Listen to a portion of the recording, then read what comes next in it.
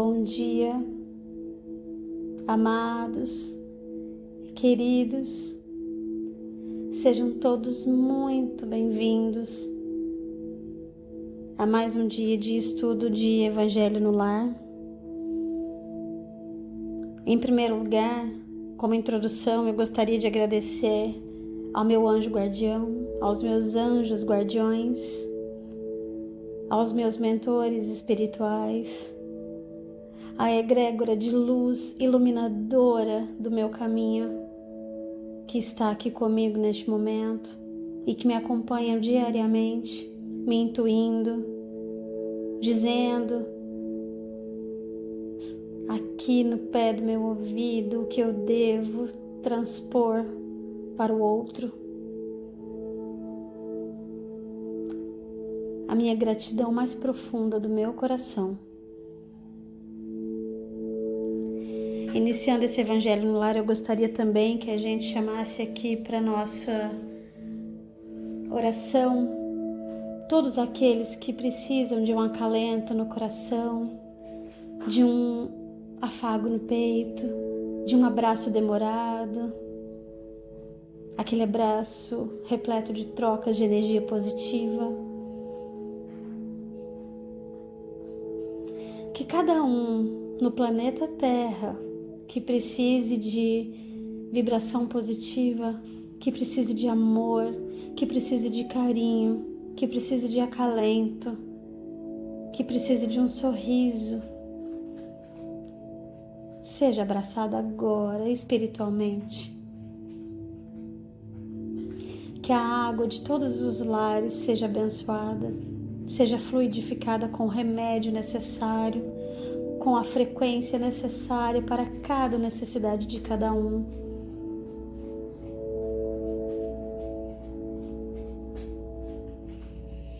Hoje, nós leremos juntos o capítulo 5 do Evangelho segundo o Espiritismo, de Allan Kardec, capítulo 5, Bem-aventurados os aflitos. Eu estou na versão da tradução do Salvador Gentili, editora Boa Nova, portanto, página 85, item 21. Perda de pessoas amadas, mortes prematuras. Vamos fazer a leitura juntos, né? E no meio da leitura, eu vou fazendo algumas inserções, lembrando que são inserções a partir do meu ângulo de visão, do meu ponto de vista, da minha intuição, e são inserções de quem está aprendendo, de quem está no caminho junto com você. Eu estou no mesmo caminho que você, no caminho da ascensão, porque se você chegou até aqui, você também está buscando pela tua própria ascensão e pela ascensão do planeta. Perda de pessoas amadas, mortes prematuras. Item 21. Quando a morte vem ceifar vossas famílias, levando sem moderação as pessoas jovens, ao invés das velhas, dizeis frequentemente: Deus não é justo, uma vez que sacrifica esse que é forte e pleno de futuro, para conservar aqueles que viveram longos anos plenos de decepções, uma vez que leva aqueles que são úteis e deixa aqueles que não servem para mais nada, uma vez que parte o coração de uma mãe em a privando da inocente criatura que fazia toda a sua alegria. Nesse início, vem dizer pra gente que muitas vezes a gente comenta, né, em relação à morte prematura de alguns seres, e a gente fala: nossa, e ele era tão jovem, né? Ou quando alguém mais velho morre, fala: mas também já estava com tantos anos, já passou por tantas dificuldades na vida, já viveu demais, como se o tempo de existência aqui na Terra fosse o fator primordial para estar aqui ou não, né? E aí comenta que, que pena ter levado tão jovem, por que tantas pessoas já de idade, né? E aí vem ceifar a vida de alguém que teria toda a vida pela frente, né? Muitas pessoas falam assim, comentam assim dessa forma. Vamos ver o que o Evangelho vai falar sobre isso aqui posteriormente.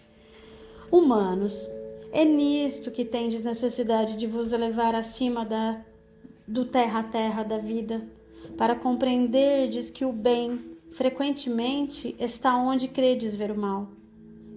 A sábia previdência aí onde credes ver a cega fatalidade do destino. Por que medir a justiça divina pelo valor da vossa? Vou parar aqui nessa pergunta para a gente comentar sobre ela. Veja que ele fala aqui assim, ó. É nisso que tem necessidade de vos elevar acima do terra a terra, né? É preciso pensar por outro ângulo. Veja, muitas vezes, frequentemente, aqui fala, né? Está onde credes ver o mal, o bem. Então, muitas vezes, onde você acredita que é algo ruim, é justamente algo que é melhor para o ser.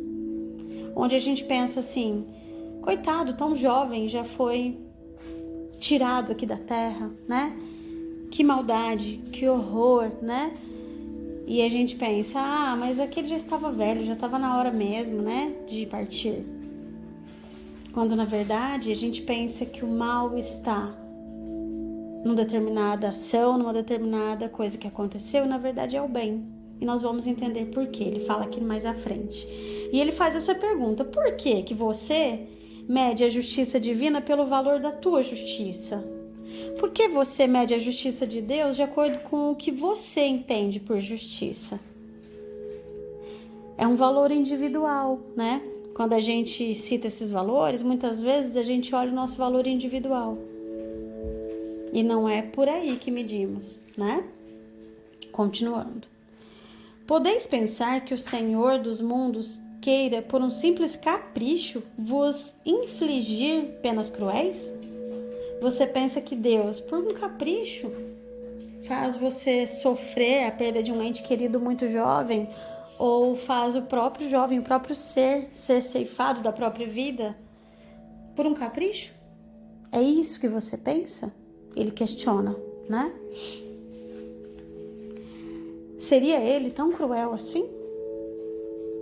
Nada se faz sem um objetivo inteligente. E o que quer que aconteça, cada coisa tem a sua razão de ser. Nada é ao acaso, né? Nada por acaso. Como tantas vezes Kardec nos disse, Chico Xavier também, o acaso não existe, né?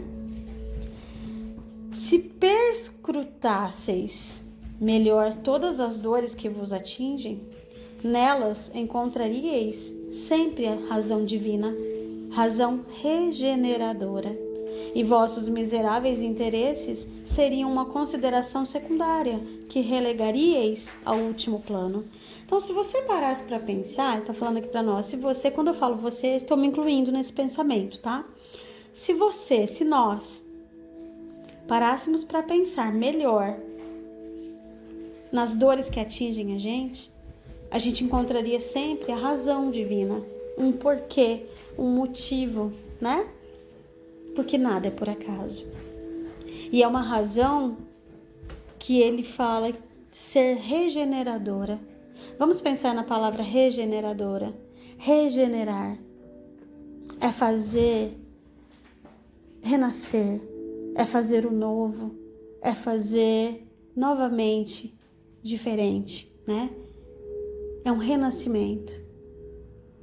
Então, é uma razão regeneradora. E vossos miseráveis interesses seriam secundários. Então, a gente deveria pensar nesse sentido individual de pensamento da razão divina e sim pensar de uma maneira coletiva, né? De uma maneira maior, de uma maneira regeneradora para o planeta, por exemplo. Crede-me, a morte é preferível para a encarnação de 20 anos a esses desregramentos vergonhosos que desolam as famílias honradas, partem o coração de uma mãe e fazem antes do tempo branquear os cabelos dos pais. Então ele fala, acredite em mim, É preferível uma morte aos 20 anos do que uma encarnação de muitos anos que seja pautada na vergonha, na desonra familiar, em algo que não seja interessante para o espírito, regenerador para o espírito, né? A morte prematura, frequentemente, é um grande benefício que Deus concede àquele que se vai. Veja bem o que está dizendo aqui. Então, enquanto a gente pensa individualmente naqueles que ficam, naqueles que sofrem e realmente sofrem, já falei isso em outros vídeos, nós não vamos romantizar o sofrimento aqui, é muito doloroso. Imagine a dor de uma mãe despedir-se do seu filho. É uma dor imensa, é uma dor muito forte. Talvez uma das maiores dores físicas que alguém vai sentir é a despedida de um filho, não é? Então nós não vamos dizer que não é sofrido. Mas esta é a visão pelo ângulo individual da mãe, pelo ângulo individual de um pai que perde o seu filho, que despede-se dele, desculpem. É pelo ângulo de visão de um irmão que se despede de outro irmão. Mas se pensarmos pelo ângulo de visão daquele que se vai, é uma bênção dada a ele. Pois ele precisou permanecer menos tempo aqui nessa escola de almas. Quanto mais tempo precisamos ficar aqui na Terra, maiores são os nossos aprendizados. Se ficamos aqui por mais tempo, é porque temos o que aprender e também temos o que evoluir e também, claro, temos o que ancorar de luz, como, assim, quando somos trabalhadores da luz, por exemplo. Então você tem a tua,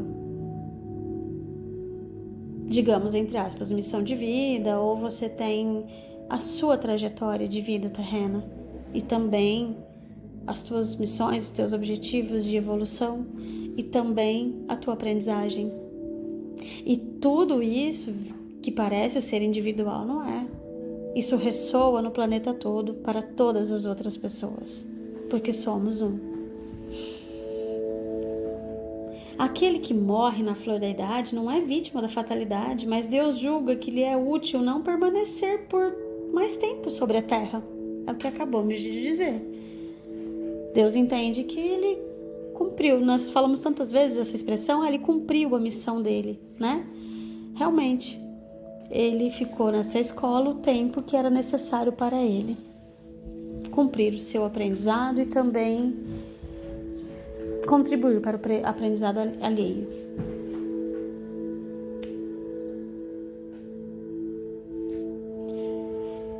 É uma horrível infelicidade, dizeis, que uma vida tão plena de esperanças seja tão cedo cortada? De quais esperanças quereis falar? Então, quando fala assim, são esperanças cortadas, né? Porque morreu. De quais esperanças você está falando? O Evangelho te pergunta. A pergunta está aqui, muito clara e objetiva. De quais esperanças quereis falar? Do que você está falando? Das da terra, onde aquele que dela se vai teria podido brilhar, construir seu caminho e sua fortuna? Sempre essa visão estreita que não pode se elevar acima da matéria. Então veja bem, as pessoas sempre falam, ele tinha tanta coisa para fazer aqui ainda, tanta coisa para conquistar, tantos bens materiais para conseguir. Aí o Evangelho nos chama a atenção aqui também, ele fala, sempre essa visão estreita, essa visão pequena, né? De pequenice, encurtada, contrário da expansão da consciência, né? Essa visão estreita de que não se pode levar acima da matéria. E aí, quando você diz, coitado, muito jovem, tudo bem, é um sofrimento muito doloroso para quem fica, mas na visão de quem vai, existe vida fora daqui. É uma mesma vida, ela só continua em outro lugar, né? Então, e a vida acima da matéria? Nós não vamos considerar, né? É isso que ele está dizendo aqui para nós. Sabeis qual seria a sorte dessa vida tão plena de esperanças, segundo vós? Você tem certeza que essa vida de esperanças seria tão plena assim como você julga. Contais, pois, por nada as esperanças da vida futura, já que preferis as da vida efêmera que arrastais sobre a terra?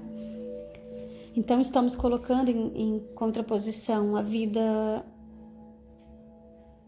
depois da matéria, considerando a vida da matéria maior do que a que acontece depois da matéria, né? Pensais, pois, que vale mais ter uma posição entre os homens que entre os espíritos bem-aventurados? Todas essas são perguntas que estão aqui no Evangelho, página 86. Então você considera que vale mais uma posição social, ter coisas materiais aqui na Terra, do que uma posição entre os espíritos bem-aventurados? Regozijai-vos ao invés de vos lamentar, quando apraz a Deus retirar um de seus filhos deste vale de misérias.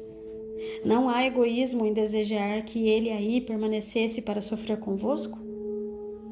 O Evangelho também nos pergunta, será que não é o egoísmo nosso querer que o jovem ou a pessoa que está doente, acamada, fique conosco mais tempo, ao invés de ela viver a vida pós-mortem, a vida com os espíritos benevolentes sobre a matéria? Então é claro que mais uma vez eu vou dizer, sem romantizar a morte prematura de nossos entes queridos, pois sofremos muito, muito, muito. Nós não estamos preparados para isso. Mesmo porque, por conta do véu do esquecimento, né, não nos permite entender completamente a linha, nossa trajetória única da vida eterna, né? Mas o certo, se conseguirmos fazermos, ou aqui eu acredito que ele não esteja pedindo para a gente não sofrer quando um ente querido nosso morre, quando um filho morre, quando alguém morre, que amamos muito. Mas sim compreender, se você, se eu conseguirmos compreender que ele está bem e que ele vai ficar bem e que a vida além da matéria é maravilhosa, nos ajudará muito a passar por esse momento difícil. Então acredito que é esse o conselho. É difícil, é sofrido? Sim, e claro que é. Mas se a gente tiver a certeza, a fé, a crença de que o nosso ente querido que partiu está bem, está melhor que nós, está num lugar melhor, está além da matéria, que é maravilhoso, nós também passaremos por esse momento de maneira diferente. Essa dor se concebe naquele que não tem fé e que vê na morte uma separação eterna. Olha o que ele fala, vai ao encontro do que acabamos de falar. O maior sofrimento vai acontecer para aquele que não tem fé. Se você tem fé, se você está firme, se você sabe que a vida depois da matéria é maravilhosa, seu coração fica acalentado, acariciado, aconchegado, e você passa por isso de maneira diferente. Mas vós, espíritas, sabeis que a alma vive melhor desembaraçada de seu envoltório corporal. Mães, sabeis que vossos filhos bem-amados estão perto de vós, sim, bem perto. Seus corpos fluídicos vos cercam, seus pensamentos vos protegem, vossa lembrança os embriaga de alegria. Mas também vossas dores desarrazoadas os afligem, porque elas denotam uma falta de fé e são uma revolta contra a vontade de Deus. Veja que trecho bonito, né? Mães que despediram de seus filhos, saibam que eles estão com vocês. Você que perdeu um ente querido, que desculpe, eu não gosto dessa expressão, perdeu. Você que se despediu de um ente querido ou está prestes a fazê-lo, saiba que ele estará com você sempre, como aqui nos diz, por meio de seus corpos fluídicos, cercando você. intuindo você com seus pensamentos, protegendo você. A tua lembrança feliz em relação a aquele ente querido seu que partiu ou que partirá. Os embriaga de alegria, deixa eles alegres. Então, quando pensar, pense em coisas boas, intua coisas boas. Mande uma boa vibração. Tenha fé. Porque se o contrário acontecer, ao invés da alegria, a gente vai afligir esses espíritos tão bem amados por nós. Então, emanemos boas vibrações, boas alegrias. E assim é. Finalizando então, chegando no finalzinho, último parágrafo. Vós que compreendeis a vida espiritual, escutai as pulsações de vosso coração, chamando esses entes bem-amados. E se pedirdes a Deus para os abençoar, sentireis em vós essas poderosas consolações que secam as lágrimas, essas aspirações maravilhosas que vos mostrarão o futuro prometido pelo soberano Senhor. Espírito Sanson, antigo membro da Sociedade Espírita de Paris, 1863. Então vejam bem, ele finaliza dizendo para nós, bem-amados, se pedirdes a Deus para abençoar aquele ente querido seu que partiu, você vai sentir no seu coração essas poderosas consolações. Então você recebe tudo isso de volta. E isso vai secar as tuas lágrimas. Essas aspirações, esses desejos maravilhosos para o outro, para aquele espírito maravilhoso do qual você se despediu, mostrará para você o futuro prometido pelo nosso soberano Senhor. E assim é. Então, aqui nós não estamos dizendo que a gente não tem que viver o luto. É muito importante viver o luto. É muito importante viver essa situação. Até para a gente processar dentro de nós tudo isso que está acontecendo. Porque humanamente é preciso que processemos o nosso luto. É preciso encará-lo de frente, vivê-lo e ressignificá-lo. Porque quando você faz isso, você transforma tudo isso dentro de si. Então, o que está aconselhando aqui para nós não é assim, então a partir de agora eu não devo me importar com o desencarne do meu ente querido? Claro que não. Muito pelo contrário. Se importe sim. É doloroso? E você vai sentir dor. E eu sentirei também. Eu já senti muitas dores dessas despedidas de pai, de mãe, etc. Mas se você está firme na fé e se você emana uma boa vibração, você recebe de volta e as tuas lágrimas secam. E tudo fica mais leve. E o fardo fica mais leve. Não que você não tenha que carregá-lo. Nós temos que carregá-lo. Mas ele será mais leve. É isso. Assim eu finalizo o Evangelho do Lar de hoje.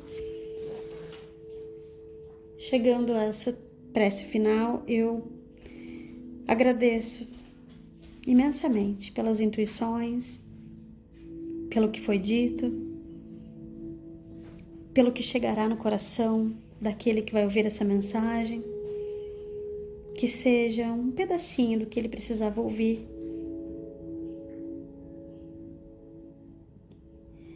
E que ele ressignifique no coração dele tudo que precisa ser ressignificado e transmutado. Peço que fluidifique a nossa água, a água que a gente bebe, a água que tomamos banho, a água do nosso lar, a água da chuva que cai sobre nós. E que cada um, nesse momento, que ouve essa mensagem agora, receba o passe necessário para uma vibração mais elevada e para uma expansão da consciência. E assim é. Receba um abraço afetuoso, amoroso, com a energia crística em todo o seu ser. Namastê. Gratidão por você estar aqui e por você desempenhar o papel que você desempenha, porque você é luz no caminho da Terra. Gratidão.